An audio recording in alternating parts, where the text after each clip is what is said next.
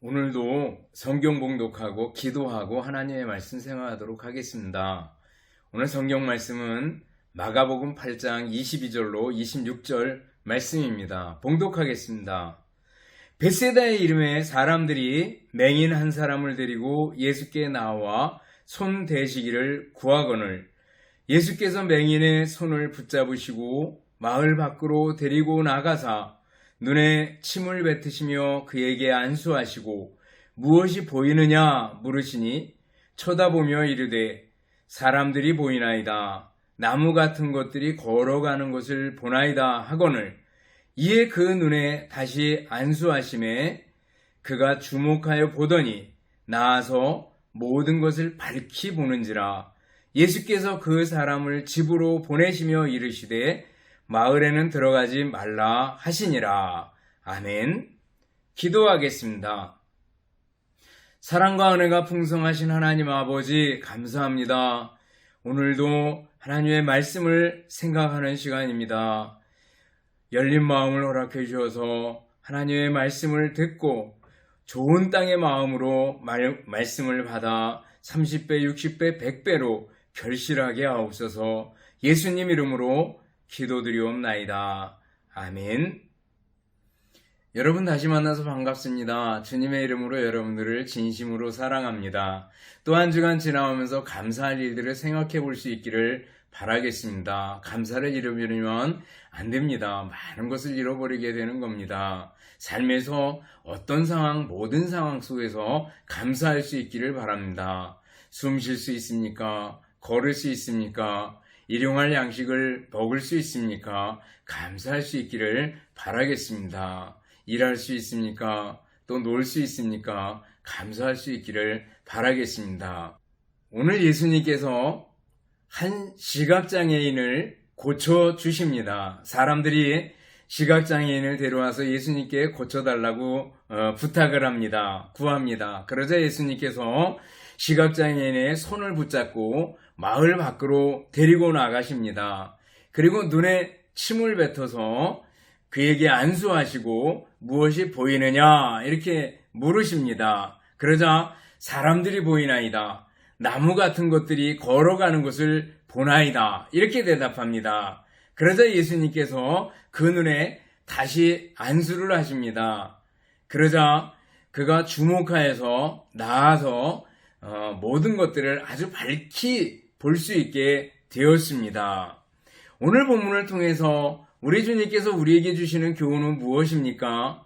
예수님께서 병을 고치실 때면 늘 전제적으로 생각해야 되는 게 뭐라 그랬어요?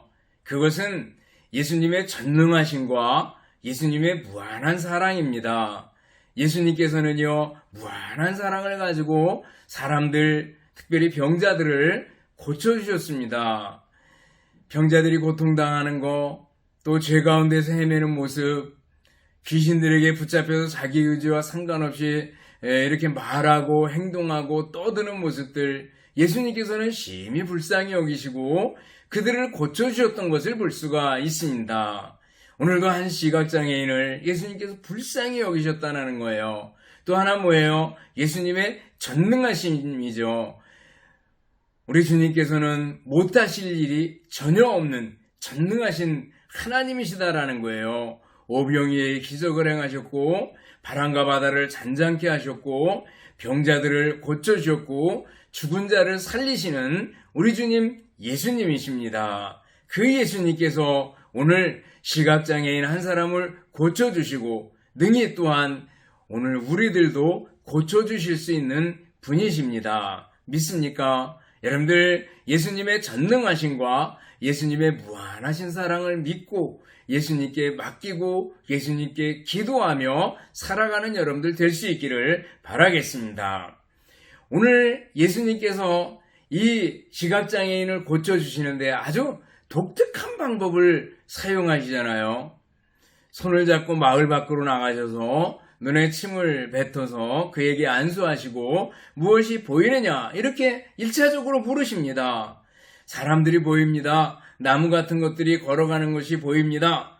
이렇게 얘기를 합니다. 그러자 다시 눈에 안수하실 때 밝히 보게 됐다라는 거예요. 점진적으로 1차적으로 그리고 2차적으로 고치시는 걸 볼 수가 있습니다. 뚜렷한 특징은 점진적 치료다라는 거예요. 그래서 오늘 제목을 무엇이 보이느냐 이렇게 본문에서 따왔지만 좀 더 구체적으로 부제 제목을 삼는다면 점진적 치료 방법을 통한 예수님의 교훈, 논문 제목 같지만 그렇게 잡을 수도 있을 겁니다. 예수님께서 오늘 아주 독특한 방법으로 점진적인 방법으로 이 병자를 고쳐주셨다라는 거예요. 점진적 치료의 특성을 통해서 우리 주님께서 우리에게 원하시는 것은 뭘까라는 걸 살펴볼 수가 있습니다. 첫 번째는 점진적 치료 속에는 하나님의 주권을 인정하라 라는 뜻이 있습니다. 하나님의 주권을 인정하라. 오늘 예수님께서는 시각장애인을 고치는데 2번을 거쳐서 고쳐주시는 걸 볼 수가 있습니다. 왜 2번 이렇게 손을 대셨는지 우리는 알지 못합니다. 단번에 한 번에 고칠 수 있는 능력을 가지신 분입니다. 그렇잖아요. 능히 고치실 수 있는 분입니다. 성경을 보면 한 5번 이상을 예수님께서 시각장애인들을 고쳐주십니다. 마태복음 9장 27절로 32절에 보면 2명의 시각장애인이 왔을 때 그들에게 믿음을 확인한 후에 그들의 눈을 만지시고 너희 믿음대로 되라 이렇게 하실 때 눈이 밝아지는 걸 볼 수가 있습니다. 또 마태복음 12장 22절에 보면은 귀신이 들려서 눈이 멀고 말 못하는 사람을 예수님께서 고쳐주십니다. 그리고 오늘 본문에 나오는 사람 2번에 걸쳐서 예수님께서 고쳐주십니다. 또 요한복음 9장 1절로 12절에 보면 예수님께서 침을 뱉어서 진흙을 이겨서 그 눈에 바르시고 실로암 못에 가서 씻어라 이렇게 말씀하심으로 고쳐주시는 걸 볼 수가 있습니다. 왜 각각 다른 방법을 사용하셨을까? 답은 모른다라는 거예요. 모릅니다. 왜 예수님께서 각기 다른 방법을 사용하셨는지 우리는 모릅니다. 그렇지만 여기서 우리는 하나님의 주권을 보게 됩니다. 하나님이 주도적으로 일하신다라는 거예요. 우리 인생도 하나님께서 주권적으로 쥐고 계시다라는 거예요. 우리 인생의 주인이 되신다, 주권이죠. 주인의 권리를 우리 주님께서 가지고 계시다라는 걸 주권이라고 얘기할 수 있습니다. 하나님의 주권 그러면은요, 우리는 바울 사도나 또 이사야나 예레미야 선지자가 언급한 토기장이의 비유를 생각해 볼 수 있습니다. 토기장이가 그릇을 만듭니다. 토기로 흙을 빚어서 그릇을 만듭니다. 토기를 만들어요. 근데 그 토기를 여러 토기를 만듭니다. 자기 쓰임새에 맞게 밥그릇도 만들고 국그릇도 만들고 항아리도 만들고 화분도 만들고 또 아주 이쁜 커피잔 같은 것도 이렇게 토기로 만드는 걸 볼 수 있습니다. 이때 그릇이 토기장이에게 왜 나는 천하게 만들었습니까? 쟤는 왜 귀하게 만들었는데 나는 천합니까? 이렇게 말할 수 없다는 겁니다. 하나님께서 인간을 각기 용도에 맞게 만드시고 각기 달란트, 재능을 주어서 이 땅에 보내셨습니다. 하나님의 주권입니다. 그리고 이 땅에 보내셨을 뿐만 아니라 우리의 주인 되셔서 우리를 다스려 주시고 우리를 인도해 주십니다. 섭리라고 얘기를 하잖아요. 주권적인 섭리라고 얘기합니다. 하나님의 주권이에요. 여러분들 하나님의 주권, 하나님이 우리의 주인 되심을 인정하고 살아갈 수 있기를 바랍니다. 하나님께 맡길 수 있기를 바랍니다. 다윗이 역대상 29장에 보면 솔로몬이 성전을 지을 수 있도록 모든 물건을 또 모든 소용되는 물품이나 준비물들을 다 갖춰 놓습니다. 그러면서 하나님을 찬송합니다. 11절 12절 보면은 여호와여 위대하심과 권능과 영광과 승리와 위엄이 다 주께 속하여 싸우니 천지에 있는 것이 다 주의 것이로소이다. 여호와여 주권도 주께 속하였사오니 주는 높으사 만물의 머리이심이니이다. 부와 귀가 주께로 말미암고 또 주는 만물의 주제가 되사 손에 권세와 능력이 있사오니 모든 사람을 크게 하심과 강하게 하심이 주의 손에 있나이다. 이렇게 노래하고 고백하는 걸 볼 수가 있습니다. 부와 귀, 권세와 능력, 크게 하심과 강하게 하심이 모두가 다 주님의 손에 달렸습니다. 하나님의 주권을 인정하고 노래하는 걸 볼 수가 있습니다. 우리 주님께서 시각장애인들을 고치실 때 다양한 방법을 사용하셨던 것도 주님의 뜻, 주님의 주권이죠. 주님께서 기적을 행하시는 거 볼 때, 또 소경의 눈을 띄우는 거 볼 때 언제든지 주님 나름대로 각기 소용에 따라 가지고 합당한 치료 방법을 사용하시는 것을 볼 수가 있습니다. 이제 주님과 우리 관계를 한번 돌이켜 보셔요. 우리를 부르심도 다양하지 않습니까? 바울사도나 혹은 김익두 목사님이나 이런 사람들은 정말 우리 주님께서 부르실 때 극적으로 부르십니다. 다메섹 도상에서 예수 믿는 사람 잡아 죽이려고 가던 그 바울사도를 사울아 사울아 내가 어찌하여 나를 핍박하느냐, 가시체를 짓밟으라기가 괴롭지 않느냐, 이렇게 말씀하시면서 사울을 꼬꾸라뜨려서 바울을 만드시는 걸 볼 수가 있습니다. 그러나 저나 또 많은 사람들이 모태신앙이라고 얘기하죠. 어머님으로부터 물려받은 신앙을 가지고 어머님 교회 다니니까 나도 교회 다녔어요. 근데 중요한 건 뭐예요? 내가 예수님을 주님으로 믿고 고백하고 살아간다는 이 사실이 얼마나 놀랍고 고마운 일인지 모릅니다. 여러분들, 우리의 부르심이 다양하지만 주님께서 우리를 다양하게 부르시지만 똑같이 뭐예요? 하나님의 자녀다라는 걸 우리는 압니다. 주시는 은사와 은혜도 각기 다르지 않습니까? 어떤 사람은 믿음이 강합니다. 어떤 사람은 말을 조리 있게 잘합니다. 어떤 사람은 영적인 은사들을 가지고 있습니다. 어떤 사람은 찬양을 잘합니다. 어떤 사람은 사람들의 관계를 잘 엮어주고 화목해 하는 일을 잘 이끌어 나갑니다. 각기 다른 삶을 살고 각기 다른 은사를 가졌지만 하나님께서는 우리에게 똑같이 아들과 딸로 대해 주시고 주권적인 손으로 우리를 이끄시는 걸 볼 수가 있습니다. 여호와는 나의 목자시니 내가 부족함이 없으리로다. 여러분들, 이것은 우리 모두에게 해당하는 말씀 아니겠어요? 부르심도 다양하고 삶의 형태도 다양하고 직업도 다양하고 가정의 형편도 다양하지만 그러나 주님께서 주권적으로 역사하시고 우리를 이끄신다라는 거예요. 여러분들, 이 사실을 믿습니까?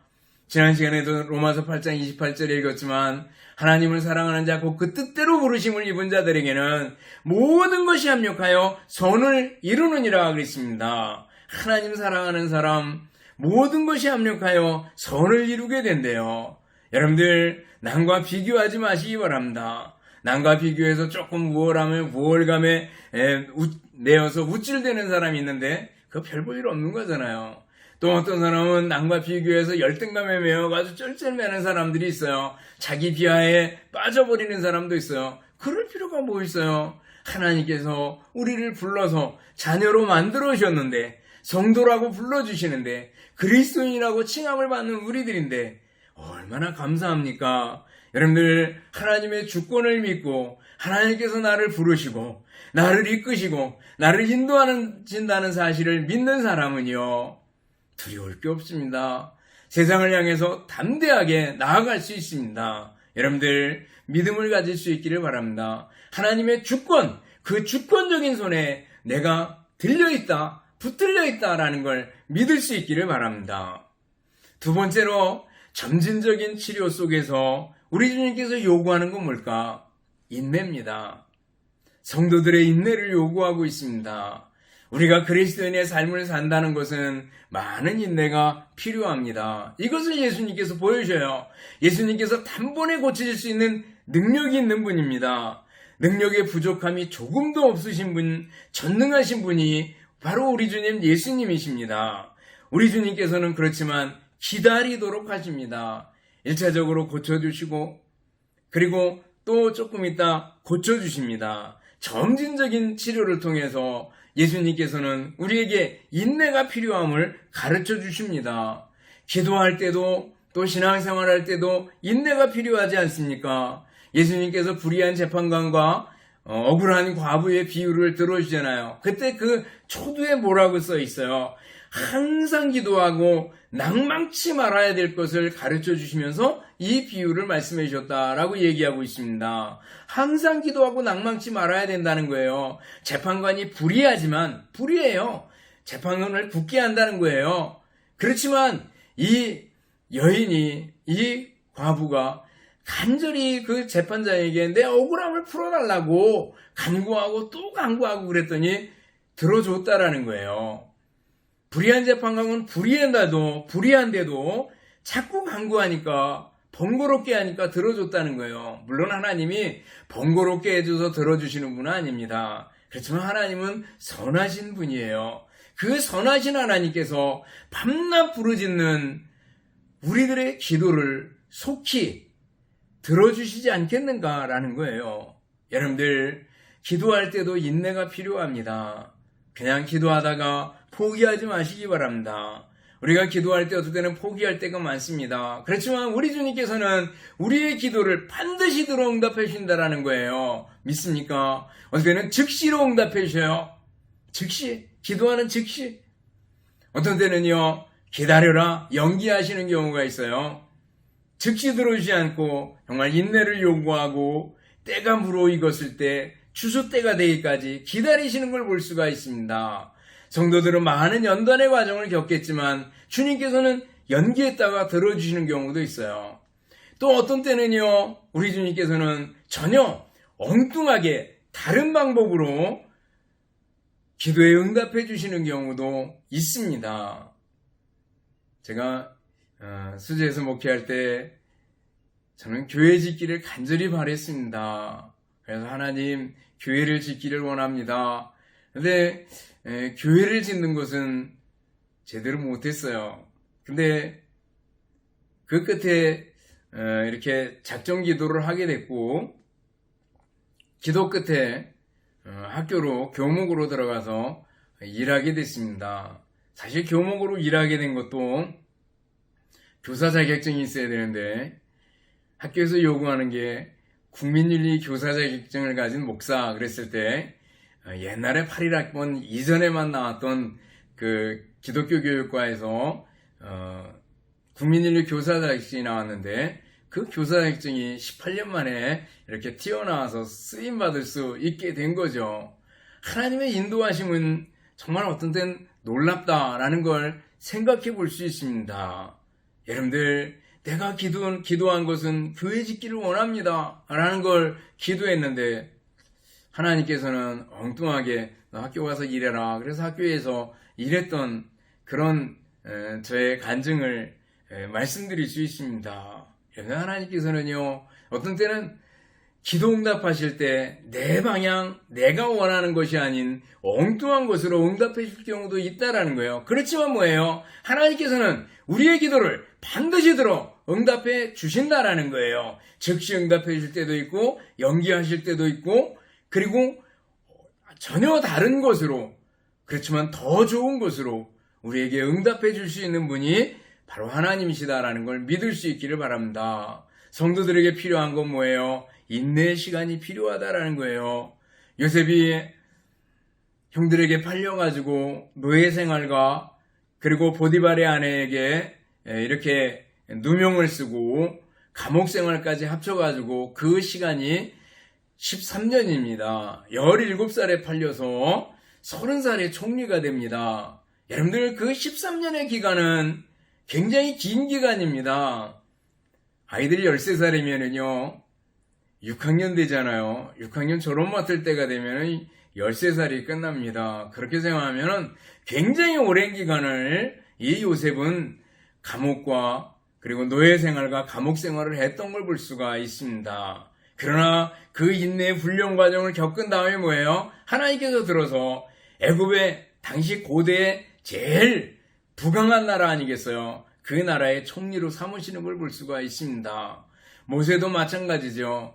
이스라엘 백성들이 노예로 전락되어 신음할 때 하나님께 부르짖습니다. 근데 모세를 하나님께서 보내시고 모세가 정작 일할 때는 나이 80이 되었을 때입니다.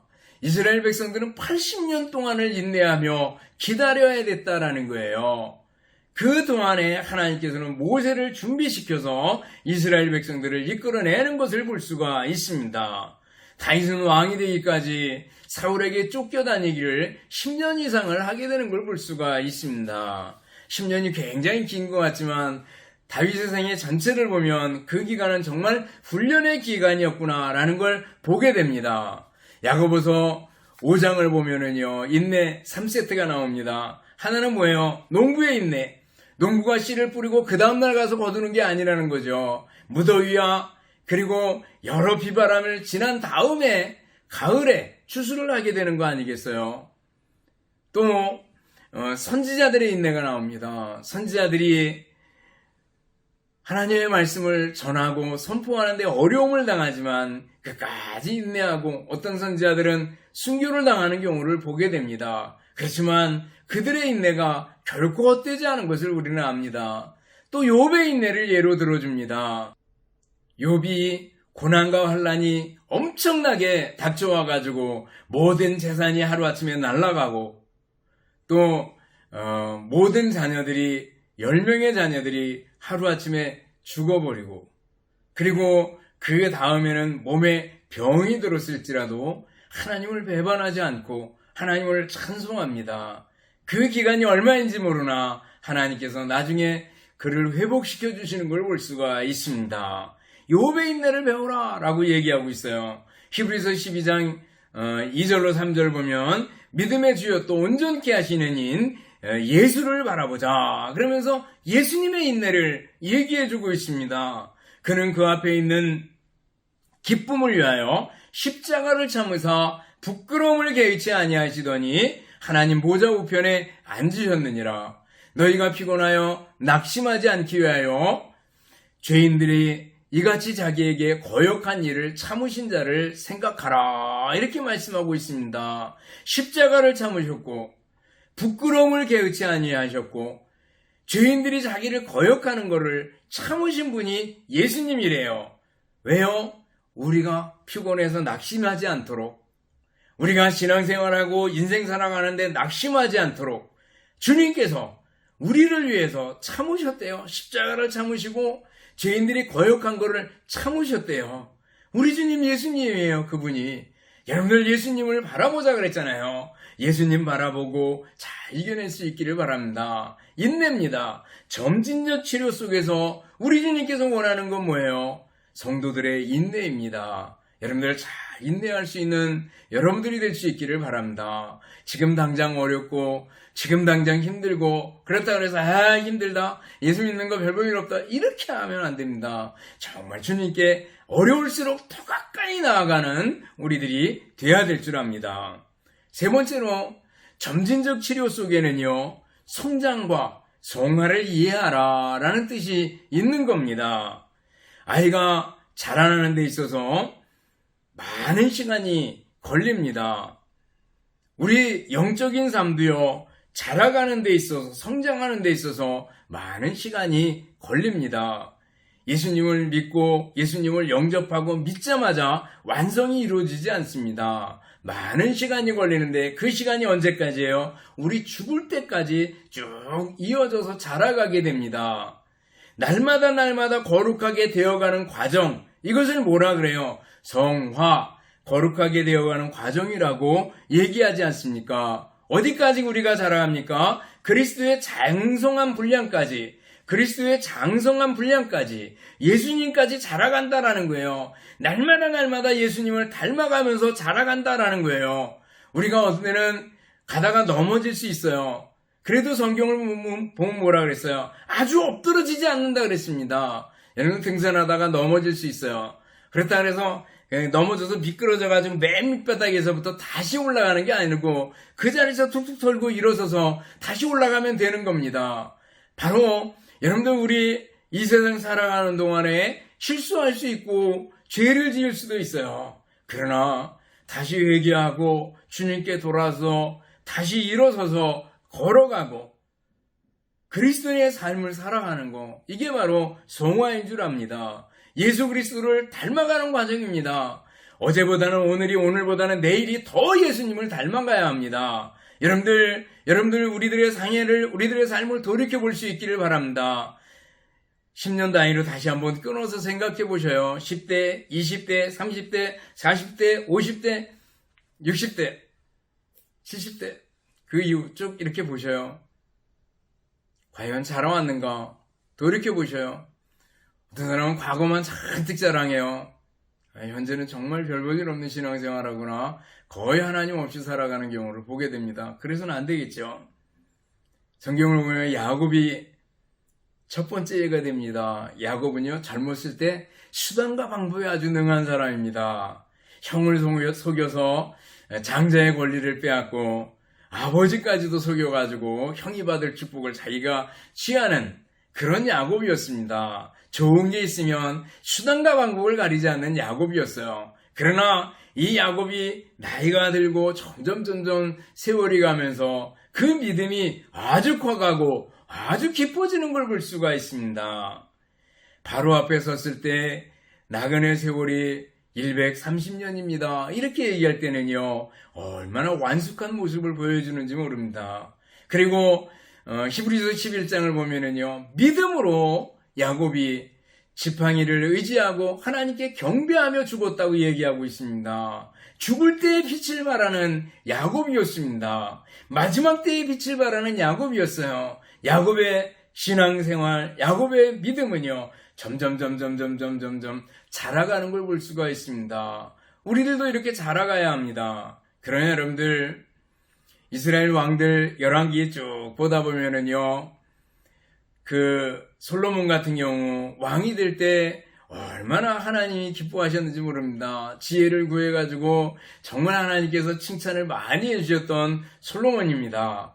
하나님의 성전을 건축하고 하나님을 찬양하는 그 찬양의 내용을 보면 대단하지 않습니까?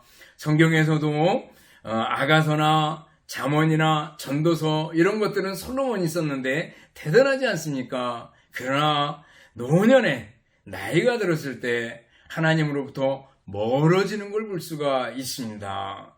안타깝죠? 여러분들, 우리들은 어때야 돼요? 야곱 같아야 되지 않겠습니까? 점진적으로 날마다 나아지는 우리들이 돼야 된다라는 거예요. 고린도후서 4장 6절을 보면 그러므로 우리가 낙심하지 아니하노니 우리의 겉사람은 낡아지나 우리의 속사람은 날로 새로워지더라 그랬어요. 날로 새로워지도다. 겉사람은 낡아진다, 늙는다는 거죠. 어떤 사람 동안이라고 얘기해요. 저도 동안이라고 그럴 때가 있었어요. 근데 여러분들 살아가다가 한번 아프거나 한번 어떤 계기가 있거나 그러면은요, 제 나이가 다 나와버립니다. 갑자기 늙는 시기들이 있대요. 뭐 몇 살 그런데 그 시기가 되면은요, 안 늙는 것 같다가 한번 아프고 나면은요, 완전히 이렇게 늙어버리는 그 나이 그대로 찾아가는 모습들을 보게 됩니다.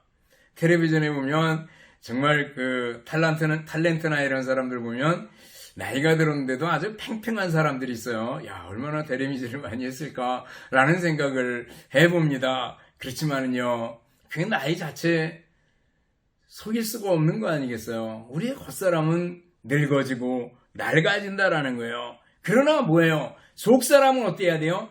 날마다 자라가야 된다라는 거예요. 그렇다면 여러분들, 외모에 신경 쓰는 것과 속사람에 신경 쓰는 것과 여러분들 한번 비교해 볼 수 있기를 바랍니다.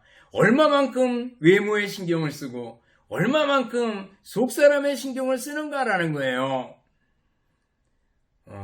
학교 있을 때 보면 우리 학생들도 이렇게 쌍꺼풀 수술하는 건 기본이었어요.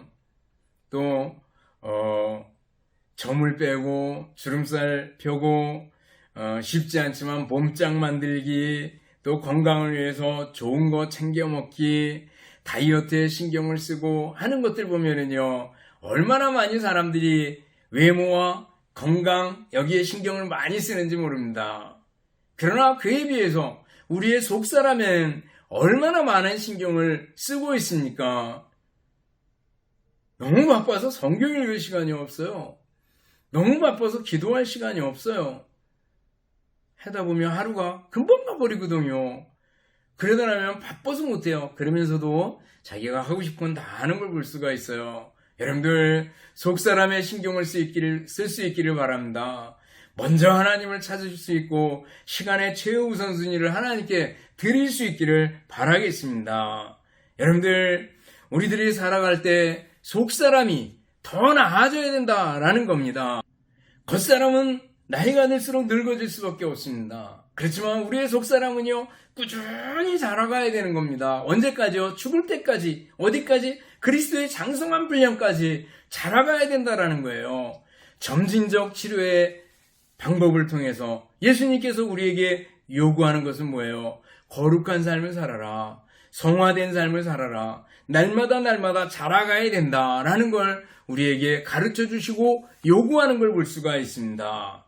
마지막으로 점진적 치료 속에는요, 미래 천국의 소망을 갖고 살아야 된다라는 걸 가르쳐 주시고 요구하는 겁니다. 현재와 미래입니다. 현재는요, 마치 오늘 시각장애인을 예수님께서 처음에 고쳐주실 때처럼 확실하지가 않습니다. 그렇잖아요. 사람들이 보입니다. 나무 같은 것들이 걸어가는 것이, 움직이는 것이 보입니다라는 거죠. 제가 근시가 심한데 실제로 안경을 벗으면 희미하게 보이거든요. 그렇듯이 현재 이 세상의 삶은 희미하다라는 거예요. 사랑장, 고린도서 13장이죠. 13장 그 12절 거의 끝에 가서 보면 이런 말씀이 나옵니다. 우리가 지금은 거울로 보는 것 같이 희미하나 그랬습니다. 지금은 거울로 보는 것 같이 희미하대요. 여기 거울은 지금처럼 이렇게 수은 거울이 아니라 옛날에 구리 거울이었습니다. 구리 거울은 아무리 봐도 희미할 수밖에 없습니다. 그 구리 거울로 보는 것 같이 희미하다라는 거예요. 지금은. 그렇지만 그때는 뭐예요? 얼굴과 얼굴을 대하여 볼 것이요 그랬습니다. 또 지금은 내가 부분적으로 하나 그때는 주께서 나를 아신 것 같이 내가 온전히 알리라 그랬습니다. 지금은 우리가 시각장애인이 코끼리 다리 만지고 코끼리 이렇게 평평하게 생겼어. 코끼리 코 만지고 코끼리는 호수처럼 생겼어. 이렇게 말할 수 있겠지 않겠어요? 우리들이 지금은 그렇게 부분적으로 알 수밖에 없다는 거예요. 그렇지만 그날에는 주님이 나를 아신 것처럼 주님이 나를 얼마나 잘 아셔요. 그렇게 알게 될 것이다라는 거예요. 여러분들 지금 이 세상의 삶을 최고로 여기지 마시기 바랍니다. 어떤 사람들은 미래의 천국 얘기하면 죽어봐야 알지 이렇게 얘기하는 사람들이 있어요. 또 어떤 사람들은요 개똥밭에 걸러도 이생이 최고야 이렇게 말하는 사람이 있습니다. 그러나 여러분들 성경을 읽어보면은요 사도 요한 같은 경우는 요한계시록을 쓰면서 천국을 묘사하는 장면들이 참 많이 나옵니다. 하나님의 무서운 심판을 얘기하면서 중간중간 천국을 얘기해줘요. 요한계시록 4장, 5장, 7장, 12장 그리고 20장 넘어가서 보면은요 천국의 모습을 그려놓는데 엄청납니다. 엄청나요. 온갖 보석들로 얘기를 하고 있어요. 하나님을 중심으로 내 생물 하나님의 속성을 가리키는 생물입니다. 그리고 24장로들 14만 4천 명 그리고 모든 성도들이 하나님을 찬송하는 웅장한 장면을 얘기해주고 그리고 인간의 언어로 표현할 수 있는 최고의 보석들로 꾸며진 이 집을 얘기합니다. 그것은 인간의 입으로 다 표현할 수 없다는 거죠. 우리가 이 땅에 사는 거는 잠깐입니다. 그리고 제한적입니다. 누릴 수 있는 행복은 잠깐 일시적일 따름입니다. 그러나 천국에서의 기쁨은 영원한 기쁨입니다. 하나님의 얼굴을 마주대해 보는 곳입니다. 이 땅에서는 눈물이 있고 슬픔이 있고 곡하는 것이 있고 죽음이 있고 아픔이 있고 그렇습니다. 그러나 천국에는 더 이상 아프지 않습니다. 쉼이 있습니다. 안식이 있습니다. 찬송이 있습니다. 사랑이 넘치는 곳입니다. 천국입니다. 여기하고 비교할 수 없는 곳이 천국입니다. 물론 예수님께서 자주자주 현재의 천국을 얘기합니다. 예수님의 통치가 있는 곳, 천국을 당겨서 사는 거죠. 예수님의 다스림이 있는 내 마음, 예수님의 다스림이 있는 우리의 가정, 예수님의 다스림이 있는 우리의 교회, 예수님의 다스림이 있는 공동체, 천국이라는 거예요. 우리 미래의 천국, 물론 예수님의 다스림과 통치가 완벽하게 이루어지는 곳이 바로 미래의 천국입니다. 여러분들 미래 천국에 대한 소망을 가질 수 있기를 바랍니다. 점진적 치료는요, 지금은 희미하다. 그렇지만 미래의 천국은 너무너무 놀라운 곳이다 라는 것을 보여주는 겁니다. 미래의 천국에 대한 소망을 가지고 살아라. 주님께서 말씀해 주시는 거예요. 여러분들 말씀을 정리합니다. 오늘 예수님께서 시각장애인을 불쌍히 여기고 고쳐주십니다. 그런데 독특한 방법으로, 점진적인 방법으로 고쳐주셔요. 처음에 한번 고쳐주시고 다시 또 손을 대서 고쳐주셨다라는 거예요. 점진적 치료 속에 나타난 주님의 뜻은 뭐예요? 하나님의 주권을 인정하고 주님께 맡겨라. 이런 거 주님께 맡길 수 있기를 바랍니다. 성도들은 인내해야 된다. 인내할 수 있기를 바랍니다. 또 성장과 성화를 이해해야 된다. 날마다 자라가야 합니다. 말씀과 기도의 훈련을 통해서 자라갈 수 있기를 바랍니다. 미래의 천국을 그리고 살아갈 수 있기를 바랍니다. 소망을 갖고 살아갈 수 있기를 바랍니다. 여러분들 점진적 치료 방법을 통해서 주님께서 우리에게 요구하시는 것을 배웠는데 주님의 요구를, 주님의 뜻을 잘 이해하고 주님의 뜻에 합당한 삶을 살아서 주님께서 주시는 은혜를 풍성하게 받아 누리는 여러분들이 될 수 있기를 주님의 이름으로 축원합니다. 기도하겠습니다. 하나님 아버지의 은혜와 사랑을 진심으로 감사드립니다. 점진적 치료 방법을 통해서 우리 주님께서 요구하시는 것들을 배웠습니다. 하나님의 주권을 인정하고 주님께 맡기며 살 수 있게 하여 주시옵소서. 인내하며 살 수 있게 하여 주시옵소서. 말씀과 기도로 날마다 성장하며 성화되고 거룩하게 되어가는 저희들이 될 수 있도록 은혜 베풀어 주옵소서. 나아가 미래의 천국의 소망을 가지고 살아가는 저희들이 되게 하여 주시옵소서. 감사드리오며 예수님 이름으로 기도드리옵나이다. 아멘. 축도하겠습니다. 이제는 우리 주님 예수 그리스도의 은혜와 하나님 아버지의 극진하신 사랑하심과 성령님의 교통하시며 인도하심이 함께 모여 예배드리며 말씀 듣고 말씀대로 살기를 원하는 우리 모든 성도들 머리머리 위에와 가정들 위에 주님의 몸된 교회와 우리나라 민족 위에 이제로부터 영원토록 함께 있을지어다. 아멘.